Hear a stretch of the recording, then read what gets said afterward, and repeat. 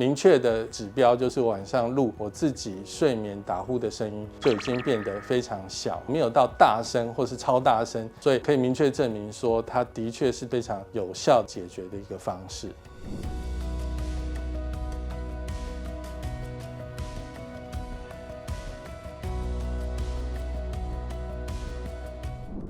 主要就是跟家人出国旅游的时候，因为平常在家其实每个人都是分房睡，那出国旅游小孩就跟我反映说，他们晚上都睡不好，会影响到第二天旅游的心情。结果发现其实打呼有可能是一个呼吸中止症，跟心脏的健康、跟新陈代谢、跟第二天的精神都有关系，所以我才开始去找一些解决方案。在确定我有呼吸中止症之后，我有下载一个 APP 可以录我晚上睡觉的声音。还没有找到解决方案之前，我录声音的时候，自己第二天听到都会吓一跳，因为它就是突然会变得很大声，而且我真的好像中间会暂时停止呼吸这个样子。我一开始是借了阳压呼吸器，那这个机器其实刚开始用的时候，的确我在晚上录已经没有很大声的声音分数大致上是从100多分下降到20-30分，比较接近正常人的状况。可是第一个，它这个租借的机器很大，我旅游的时候是没有办法带着这个机器走，所以我去买了一个小的机器，是可以随身携带的。可是当我转换到小的机器的时候，它那个面罩的款式非常多那我也试了2-3种面罩的款式，都发现我第二天醒来的时候，那面罩是在我的枕头上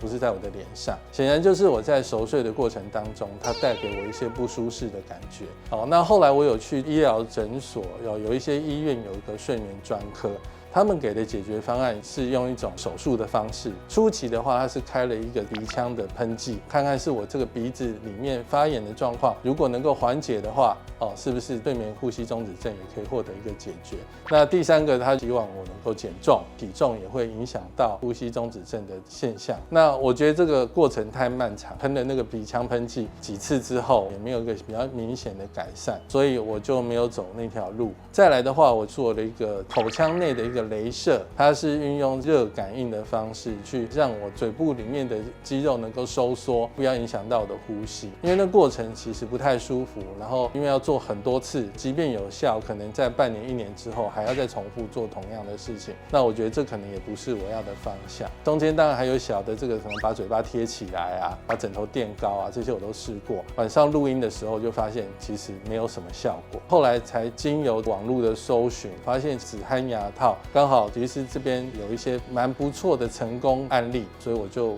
来做这个止鼾牙套的治疗。拿到这个养生牙套之后其实第一天晚上录发现非常有效，分数降得很低。那的确在用了2-3天之后，也确实证明说我第二天的精神状况非常好，不会说早上起来到公司的时候还是很想睡觉，就是睡不饱。那第二个是戴了养生牙套之后，晚上就可以一觉到天亮，中间不用再起来上一次厕所。跟家人出游，他们也不会再抱怨。第三个最明确的指标就是晚上录我自己睡眠打呼的声音就已经变得非常小，没有到大声或是超大声，所以可以明确证明说它的确是非常有效解决的一个方式。